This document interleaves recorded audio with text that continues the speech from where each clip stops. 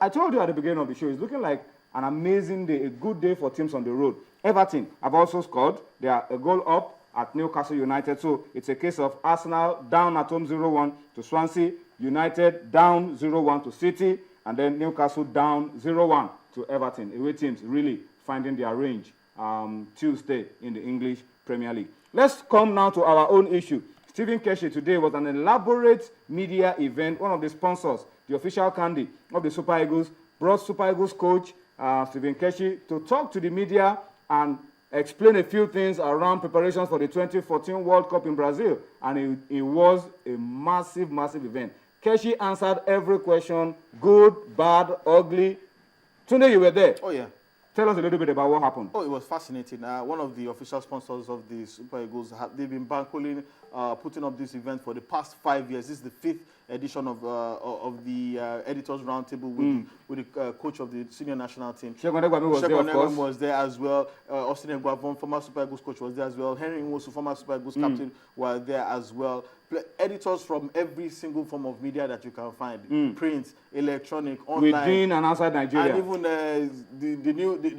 what some people term the new media, editors, those ones on social media, on Twitter and blogs and all of that as well. So it was particularly interesting. He answered. There was no question that he did not answer, especially regarding his team. He even answered the very particularly contentious question about Osaze Ondemwege and Ikechukwu Uche, and I think he gave convincing answers to those as well. He talked about his preparations, how he's also making plans to tackle group opponents, Iran, Bosnia-Herzegovina, and Argentina, what he's planning to do regarding the tuning up his team. He also said very clearly and very succinctly that there are no places guaranteed in the Super Eagles as we stand, that every single space of the 23 is up for grabs. Nobody is guaranteed a shirt. And I think that is a particularly wise way to go about it. So they understand that there are no favorites and they still have to fight to the bitter end to justify their inclusion in the team. But it was very revealing, very thought-provoking. Some particularly brilliant questions were given. But, you know, Keshi is the ultimate diplomat. I've never seen Stephen Keshi stutter at any question. He answered everything that was thrown at him. And I think everybody left there with a sense of having spent quality time with the head coach of the Super Eagles and Africa's Coach of the Year. What about the controversial ones? Osaze Ondemwege, Ike, yes, I wanted to ask about that. How did they respond to all of those? Well, because we said it on this show yesterday, that if you see Keshi, the first thing that you'll ask, Osaze, Yobo, Ike Uche, what's going on?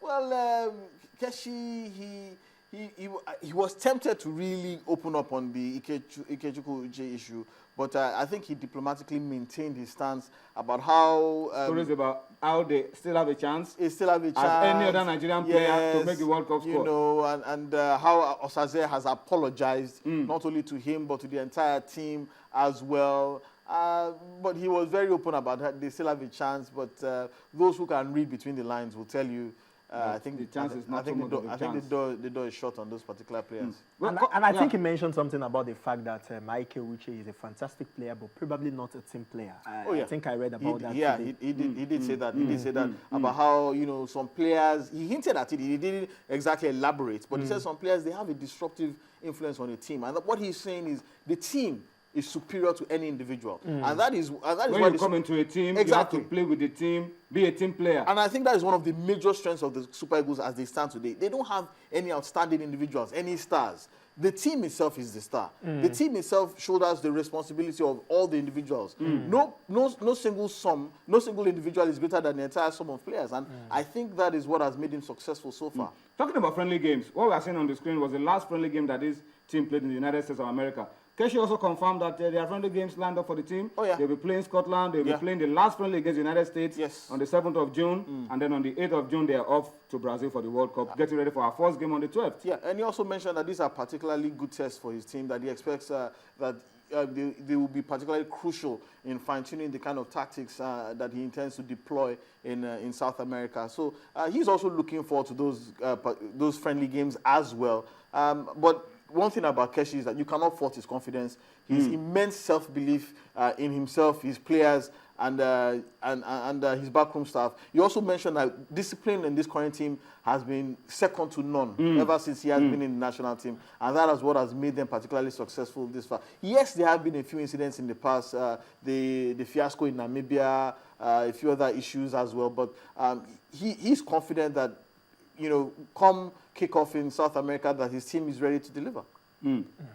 All right, that's the briefing or the parley that Stephen Keshi had with the team today. Cosmos, a little story around the 35-man list expected to be defended before the NFL Technical Committee is also up. Yeah, on the media everywhere. Yeah, that's true. According to a statement credited to the head of the technical department committee, of the Nigerian Football Federation, Barrister Chris Green, said that Keshi is expected to defend a 35-man list provisional squad for the Brazil 2014 World Cup, and is supposed to do that. Is expected to do that in the first week of April. Expectedly, Nigeria, along with other 31 countries, are expected to, send a list of 30-man list. A provisional squad. A provisional squad of 30-man lists to FIFA. But then we're seeing a 35-man list. So I think NFF wants a large pool of players where they can actually pick so that it will be reduced to the 30-man list, and of course, finally to the 23-man list. So, and like Tunde said about the fact that Keshi actually stated that every position in that team is up for grabs. It's still open. Every position is still open. That's an interesting thing that Keshi also mentioned as well was insinuations going on about how some of the players are unhappy with him because issues regarding that he's trying to manage them, that he's trying to become their manager. He denounced it very openly. He said in all his years in the national team, he has never. And then he said something about those who are also not playing regularly. The Moses as well. And he believes that come match, once a player can deliver, no matter whether he's playing or not. Some people also raise controversies that he stated very categorically in his first ever press briefing that he would only pick players who are playing regularly. But I think events have overtaken those.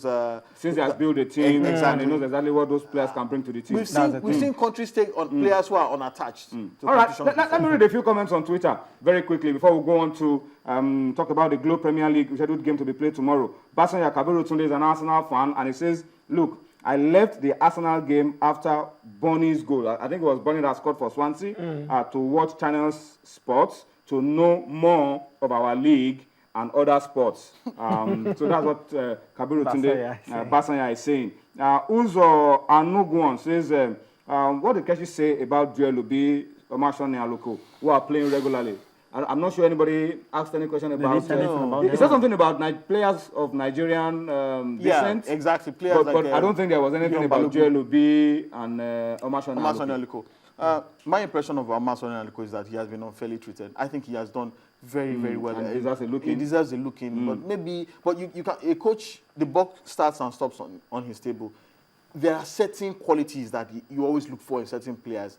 And if you don't find that, then there's no point in calling them up just to satisfy certain interests. Doyin Kasumu is asking about the stadia used for the FIFA Confederations Cup. Confederations Cup was a lot smaller. Only 8 teams took part in the FIFA Confederations Cup, and they could only use about 2 or 3 or 4 stadiums that were already on the ground for the Confederations Cup. The World Cup is a lot bigger. 32 teams are coming. That's times 4 of the number of teams that came for the Confederation Cup, and now you need more facilities, and that's where the worry lies. Yeah, times 4. 8 teams in the Confederation Cup, now we need 32.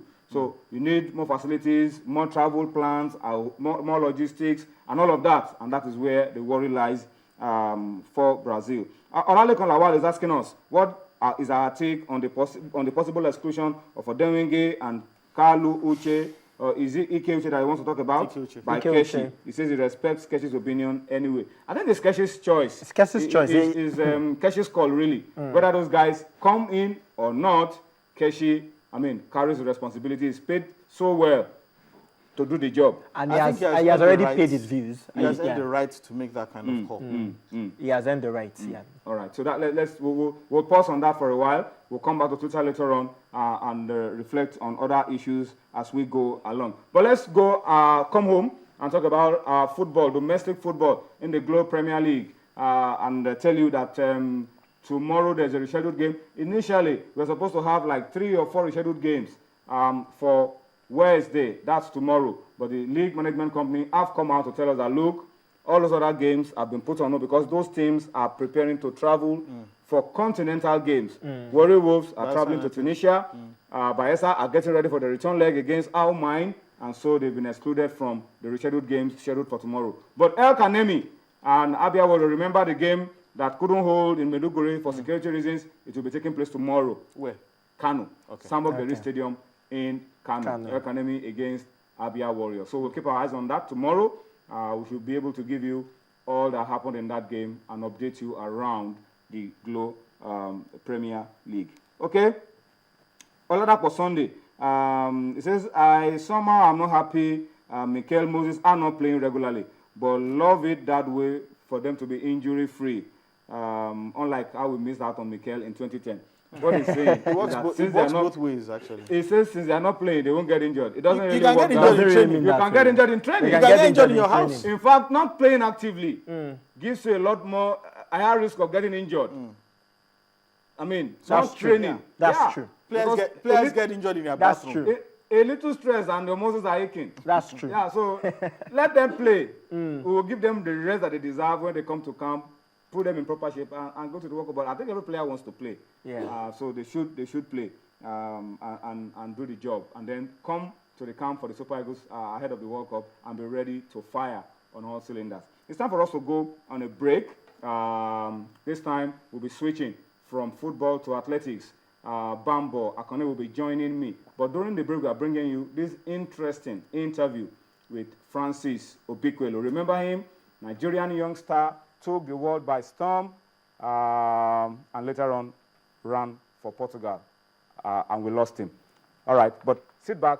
Very interesting interview. Listen to it. We'll come back and talk some more on Sports Tonight. Meters champion in Stuttgart in 1993. He's a superb turn runner and relaxes beautifully up the straightaway. Marlon Devonish of Great Britain running in lane 5. Francis Obikwelu of Nigeria in lane 3. Other contenders expected to move on to the final of the 200. Glenn Smith.